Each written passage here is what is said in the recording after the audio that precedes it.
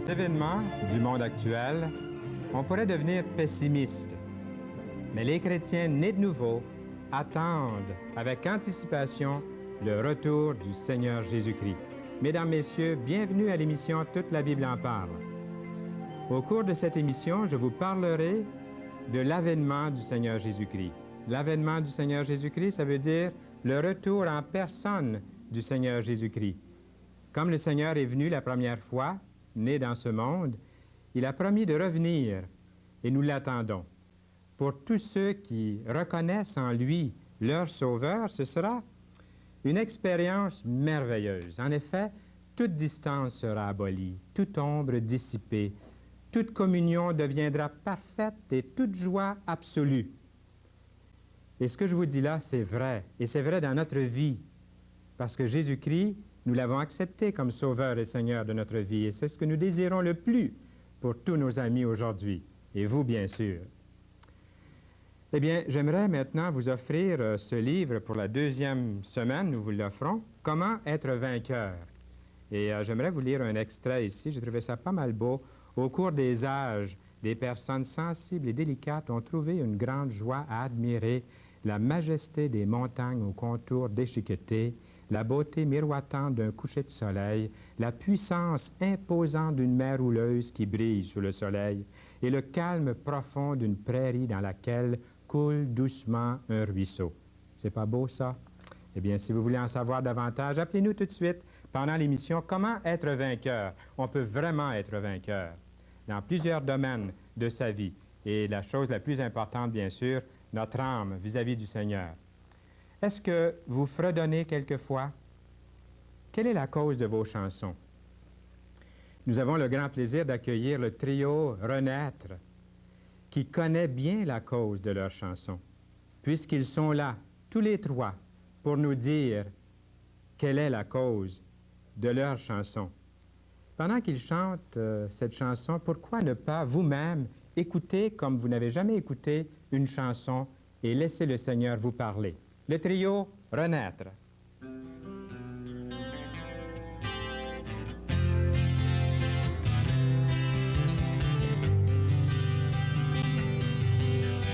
Il est la cause de mes chansons, parce qu'il m'a donné une si belle vie. Il est la cause de mes chansons, tout est remis entre ses mains. J'ai cru que la religion n'était rien pour moi. Comment peut-on croire en quelque chose qu'on ne voit pas? Mais tout autour de moi, j'entendais des gens dire Alléluia, Jésus vit.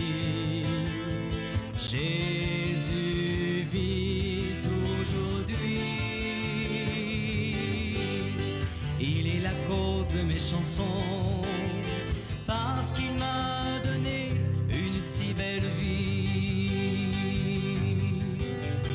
Il est la cause de mes chansons, tout est remis entre ses mains. Depuis que je l'ai rencontré, je sais mieux aimer. Il a donné un sens plus profond au mot pardon. Je ne serai pas déçu si je marche sur son chemin. Alléluia, Jésus vit. Jésus vit aujourd'hui. Il est la cause de mes chansons, parce qu'il m'a donné une si belle vie. Il est la cause de mes chansons, tout est remis entre ses mains.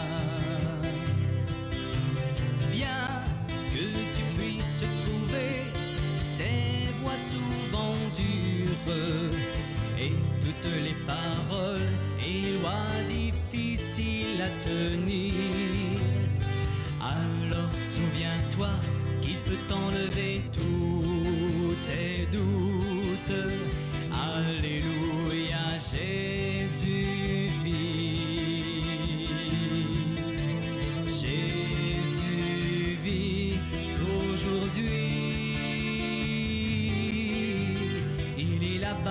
de ma vie. Et je ne marcherai plus jamais sans lui. Il est le Seigneur et te dit, je peux t'aider si tu dis oui.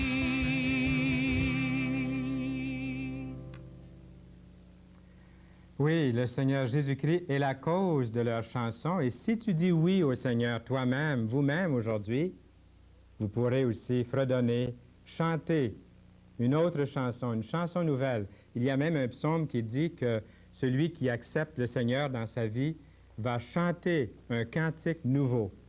C'est ce que nous vous souhaitons.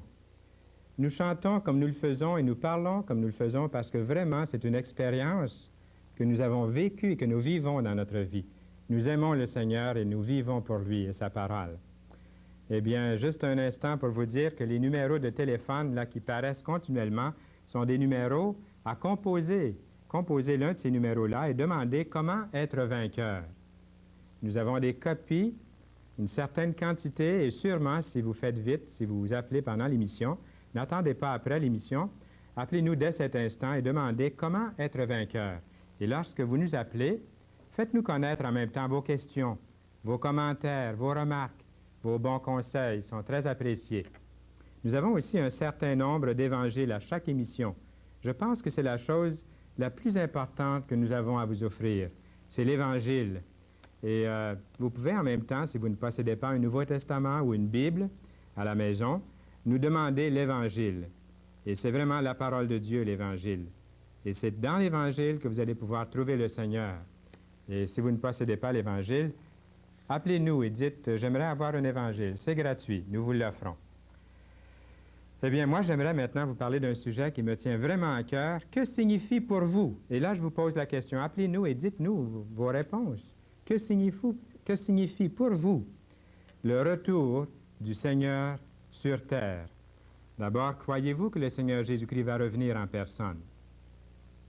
Est-ce que vous avez déjà lu dans la Bible que le Seigneur allait revenir et puis ça vous a un petit peu bouleversé et vous vous êtes demandé, mais comment cette chose, cet événement va-t-il s'accomplir? Bien, pour tous ceux qui auront fait de Jésus-Christ leur sauveur, ils seront comme attirés à lui. Ce n'est pas quelque chose que je peux vous expliquer très, très facilement, mais je crois à la parole de Dieu, il en est question dans la Bible. La Bible nous dit qu'en un instant, nous serons comme attirés à lui, à son retour, à son avènement. Et tous ceux-là, tous ceux qui auront fait de Jésus leur sauveur, partageront la vie de son éternité. Et ça pourrait nous amener toutes sortes de questions. Appelez-nous et demandez ces questions. Nous essaierons de vous aider au téléphone. Il y a des conseillers, des personnes capables de vous répondre avec la parole de Dieu. Quelle sera votre situation auprès de Dieu? Disons par exemple que vous êtes en train d'écouter l'émission Toute la Bible en parle ou une émission semblable, ou que vous rencontrez quelqu'un, vous entendez un message, vous lisez la parole de Dieu et votre cœur s'ouvre au Seigneur Jésus et vous l'acceptez comme sauveur. Bien, quelle sera votre situation à vous auprès de Dieu? Eh bien, j'aimerais citer la Bible. Il y a un verset qui dit dans l'Apocalypse, chapitre 21, verset 47, « Jésus essuiera toute larme de leurs yeux, et la mort ne sera plus. » S'il y a quelque chose qu'on redoute pendant cette vie-ci, c'est bien la mort. La mort ne sera plus. Il n'y aura plus ni deuil, ni cri, ni douleur, car les premières choses ont disparu.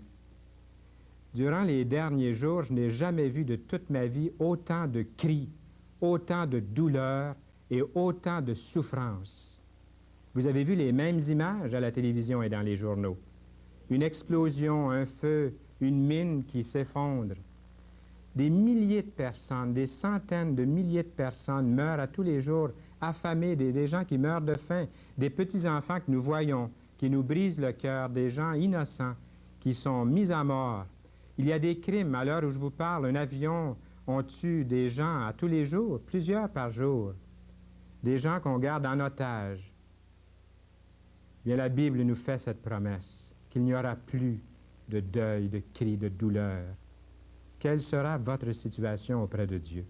Vous dites, Fernand, Je ne suis pas même certain si j'aurai une situation auprès de Dieu, parce que je n'ai jamais pensé à Dieu, ou j'y ai pensé peut-être lorsque j'étais très jeune, mais ça fait longtemps que je n'ai pas pensé à Dieu. Je pense à mes affaires, je pense à mon commerce, à ma famille, je pense à toutes sortes de choses, à ma sécurité, mais à Dieu, Fernand, je n'y pense jamais à Dieu. Quelle sera votre situation auprès de Dieu? Vous devrez comparaître auprès de Dieu. Un jour, la Bible nous le dit. La Bible dit aussi qu'il n'y aura plus de larmes, de pleurs, de mortalité, de deuil, plus de souffrance pour celui qui est en sécurité dans le Fils de Dieu. Moi, j'ai pris ma décision. Je ne peux pas la prendre pour mes amis, même ceux que j'aime, ceux de ma famille. Chacun doit la prendre pour lui-même, comme vous devez aussi la prendre pour vous-même. Et je vous propose aujourd'hui de régler cette question spirituelle dans votre propre vie. Qui sera là dans l'éternité de Dieu? Laissez-moi encore une fois citer ce verset de l'Écriture, encore une fois dans l'Apocalypse. Les gens ont très peur de ce livre-là, mais c'est un des plus beaux livres de la Bible.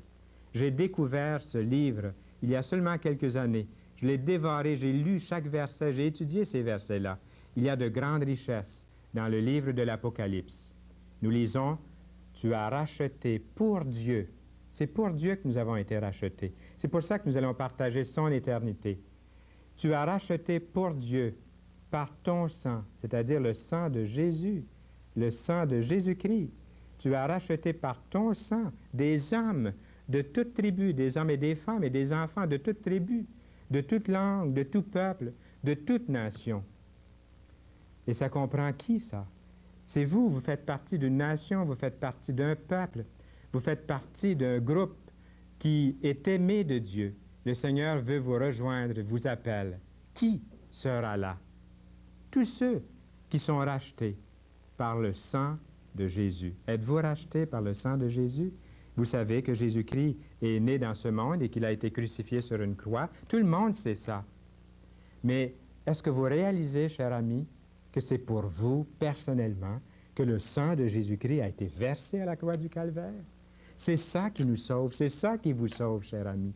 C'est de réaliser, à un moment donné, au cours de votre existence, que Jésus-Christ, lorsqu'il est mort sur la croix, que c'était pour vous personnellement.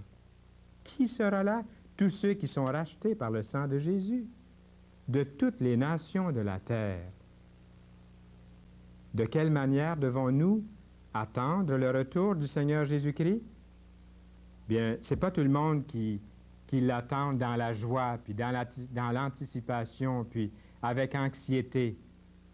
La Bible nous dit « à tous ceux qui auront aimé son avènement ». Un jour, je partageais à un groupe de personnes dans un salon, en prenant un thé, un café, que j'avais ce grand désir du retour du Seigneur Jésus-Christ, puisque le Seigneur le promet dans l'Écriture.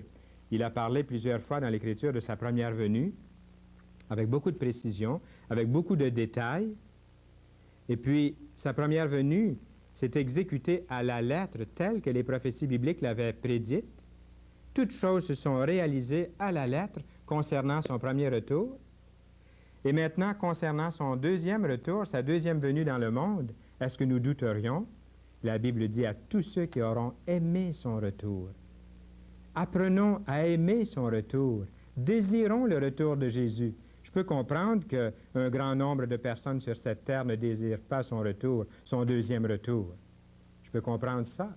Nous devons l'attendre avec patience, avec anticipation. Laissez-moi vous lire un passage de l'Écriture, cette fois-ci dans Jacques, chapitre 5, et le verset 7 et 8. Nous lisons « Soyez donc patients, frères, jusqu'à l'avènement du Seigneur.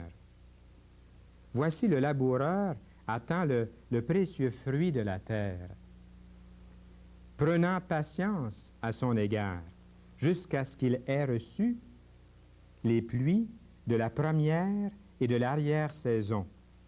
Vous aussi, soyez patients, affermissez vos cœurs, car l'avènement, c'est-à-dire le retour du Seigneur, est proche. » Et puis, lorsque nous réalisons que le retour du Seigneur est proche de cette façon-là, et surtout si Jésus-Christ est votre Sauveur, puis qu'il est votre Seigneur, vous le savez, vous savez qu'il est votre Seigneur, que son sang a été versé à la croix pour vous racheter, pour vous purifier, quelle joie de l'attendre. Vous vous mettez à aimer son avènement, son retour, et vous l'attendez avec patience.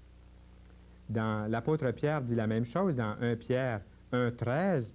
Nous lisons « Demeurez bien éveillés et mettez toute votre espérance dans le don qui vous sera accordé quand Jésus-Christ apparaîtra. » Eh bien, je pense qu'il ne faut pas avoir suivi un cours classique pour comprendre ce que Dieu veut que nous comprenions par ce verset-là. Lorsqu'il dit « Demeurez bien éveillés et mettez toute votre espérance dans le don, dans le cadeau que vous ne méritez pas, un présent, un cadeau qu'il va nous offrir, qu'il va nous accorder quand il reviendra, quand Jésus-Christ apparaîtra. » C'est ça qui nous fait aimer son retour. Je pourrais vous nommer des avantages, des choses merveilleuses qui sont rattachées au retour du Seigneur Jésus-Christ. Il a dit « Consolez-vous donc par ces paroles. » La parole ici nous exhorte, nous enjoint, nous encourage d'être alerte aux choses spirituelles.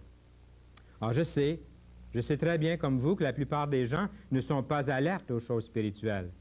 Ils s'en fichent comme dans l'an 40. Ça leur passe par-dessus la tête plusieurs pieds.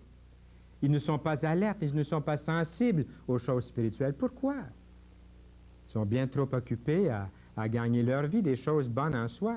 Je le conviens bien. Mais la Bible nous dit que nous avons un avantage à être sensibles, à être prêts, à l'attendre, à aimer son retour, à être alerte aux choses spirituelles. Pensez aux dons qu'il nous sera donné, qu'il nous sera accordé.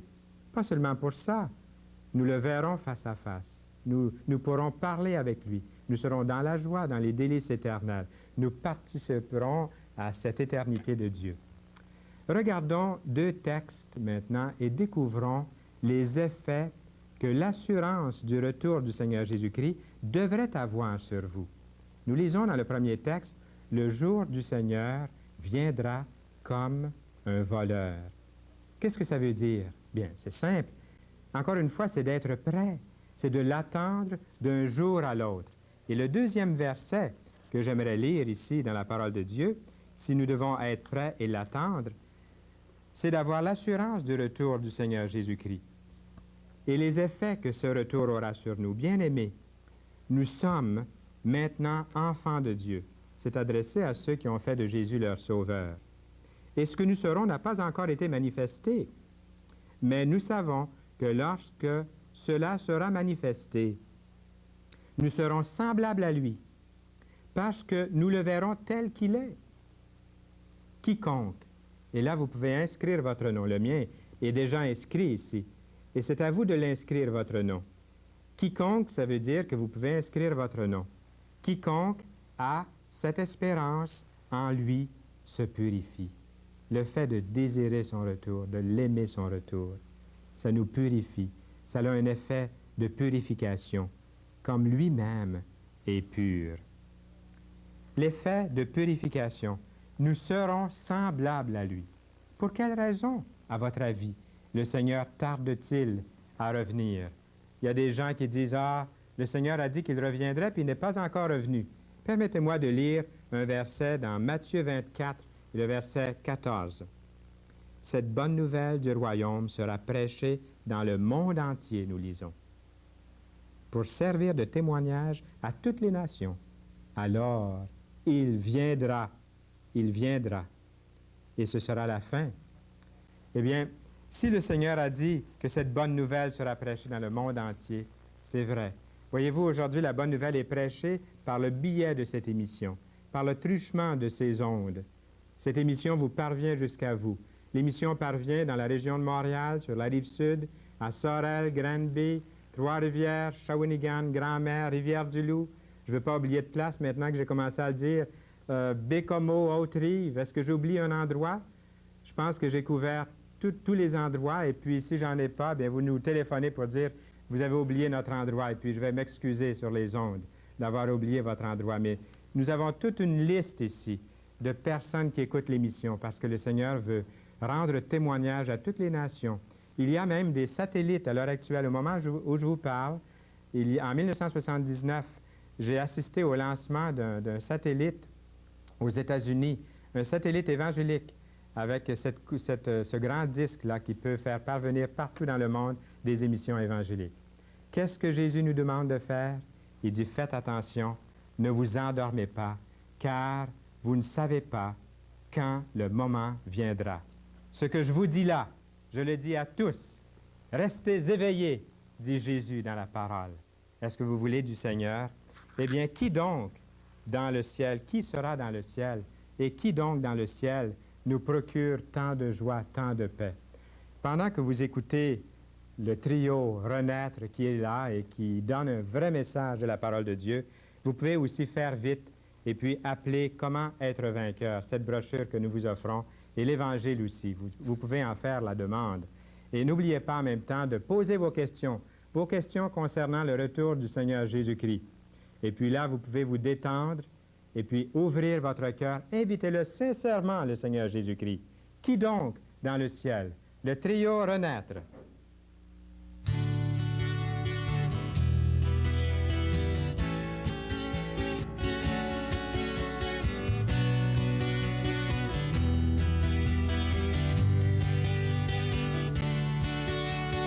Qui donc dans le ciel est semblable à toi, qui est puissant comme toi, éternel mon roi, qui est puissant comme toi, éternel mon roi. Tu es Adonai Jireh, en tout temps tu pourvoiras. Tu es Adonai Raphé, éternel tu guériras. Qui donc dans le ciel est semblable à toi, qui est puissant comme toi, éternel mon roi, qui est puissant comme toi, éternel mon roi. Tu es Adonai Shama, tu entends, tu répondras. Tu es Adonai Shalom, Dieu de paix pour tous les hommes. Qui donc dans le ciel est semblable à toi, qui est puissant comme toi, éternel mon roi, qui est puissant comme toi, éternel mon roi. El Shaddai, Dieu tout-puissant, tu protèges, tu nourris.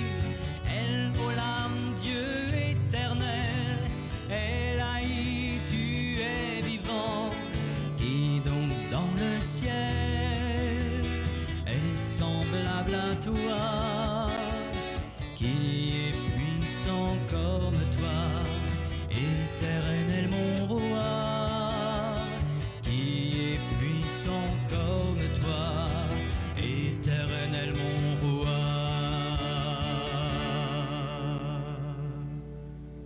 Merci. Merci beaucoup, le trio Renaître.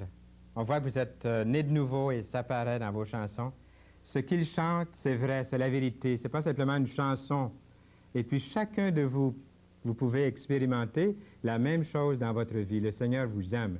Merci, le trio Renaître de Granby, composé de Jacques Whitney, de Claude Charret, de Réal Larac, pour cette belle chanson « Qui donc dans le ciel ?»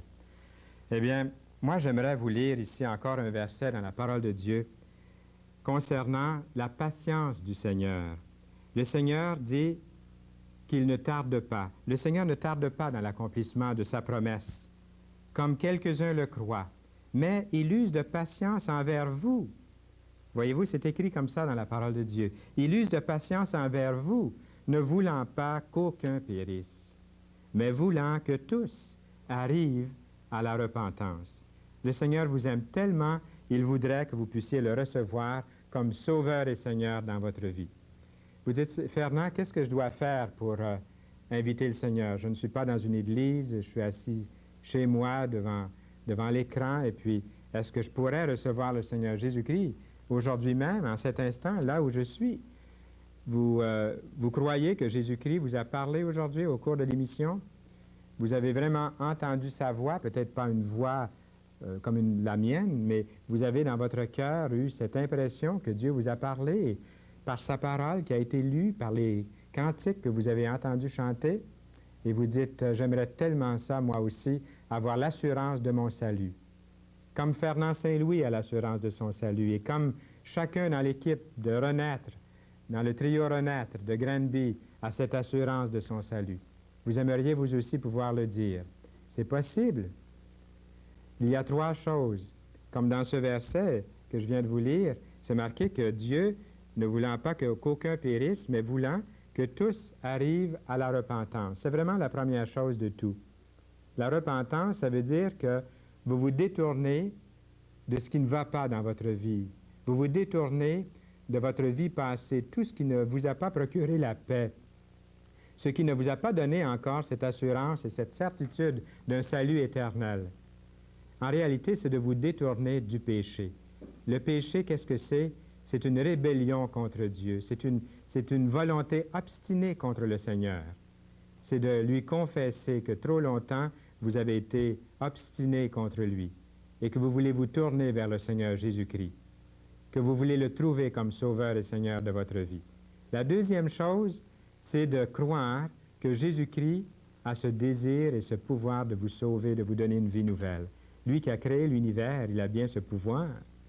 Dieu, qui a tant aimé le monde, a donné son Fils unique, afin que quiconque, vous pouvez inscrire votre nom encore une fois ici, afin que quiconque croit en lui ne périsse point, mais qu'il ait la vie éternelle. Et même si vous savez que vous devez vous détourner de vos péchés, de vos transgressions, que vous devez vous détourner de cette obstination, de cette rébellion contre Dieu pour vous tourner vers Jésus, et même si vous savez que Dieu peut et a ce pouvoir, ce désir de vous sauver, vous n'êtes pas encore sauvé pour autant. Il manque encore un élément très, très, très important, et c'est celui de votre décision personnelle. Une décision que j'ai dû prendre et que tous les chrétiens du monde entier qui se savent sauvés ont dû prendre. Vous devez prendre la même décision, là où vous êtes. Si vous disiez aujourd'hui, en cet instant, « Seigneur Jésus, je ne comprends pas tout de ce qui vient d'être dit, mais j'ouvre mon cœur à Jésus-Christ. » Sur l'autorité de la parole de Dieu, je vous dis, vous seriez sauvés, vous auriez une vie nouvelle. Eh bien, dès la prochaine émission, nous devons déjà terminer, mais vous pouvez nous appeler, vous pouvez perpétuer cette émission en nous appelant. À la prochaine émission, le trio Renaître nous reviendra. Et nos invités seront Monsieur et Madame Michel et Florence, la jeunesse de Granby. Ah, ça va être Granby, la vedette ce temps-là, mais nous aurons toutes les villes aussi. On ne perd rien pour attendre. C'est une émission qui rejoint toutes les villes, qui vous rejoint chez vous, dans votre ville. Ils nous parleront de ces paroles bien connues du Seigneur. À chaque jour suffit sa peine. Cher ami, je vous demande, êtes-vous prêts pour le retour de notre Seigneur Jésus-Christ?